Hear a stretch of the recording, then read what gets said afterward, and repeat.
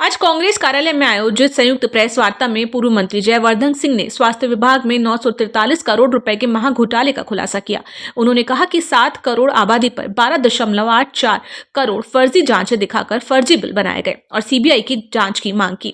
विधायक देवेंद्र पटेल ने रायसेन के सरकारी स्कूलों में बच्चों से झाड़ू लगवाने जैसे बाल श्रम और अनियमित पढ़ाई का मुद्दा उठाया। वहीं विधायक ऋषि अग्रवाल ने मुफ्त लैपटॉप योजना में फर्जीवाड़े का आरोप लगाया, जहां अपात्र खातों में पैसा ट्रांसफर किया गया। एनएसयूआई प्रवक्ता विराज यादव ने चेतावनी दी कि अगर 30 दिनों में कार्यवाही नहीं हुई तो उग्र आंदोलन किया जाएगा।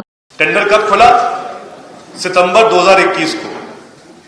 फरवरी 2022 में इसी काम के लिए टेंडर के और काम के अवधि के लिए ही साइंस हाउस और न्यूलबर्ग करार करते हैं, सौदा करते हैं, जिसका मेरे पास प्रमाणित आपको मैंने दिया है।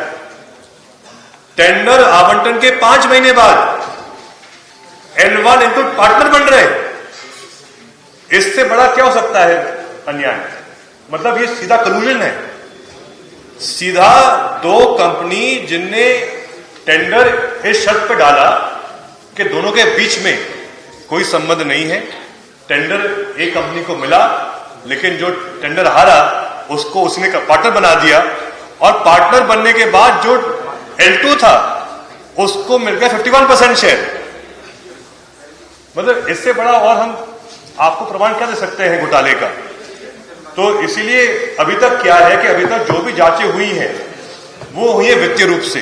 अब उसमें देखिए, जैसे उदाहरण के लिए इनकम टैक्स ने रेड किया है, छापा मारा है ईडी ने।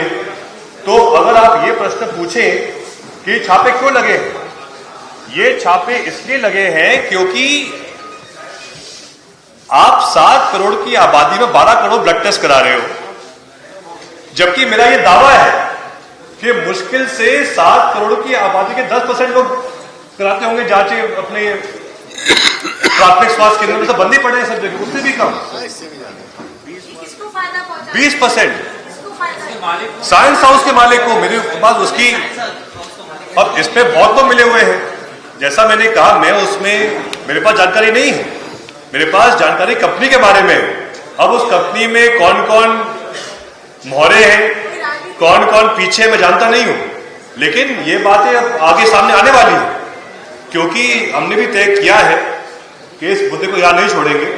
मैं भी इस विषय को लेकर माननीय मुख्यमंत्री जी को पत्र लिखूंगा और अगर उनके सर पे कार्रवाई नहीं होगी तो फिर उसके आगे हम ये मांग करेंगे, चाहे ईओडब्ल्यू से करनी हो, चाहे लोकायुक्त से करनी हो, चाहे पीएमओ से करनी हो।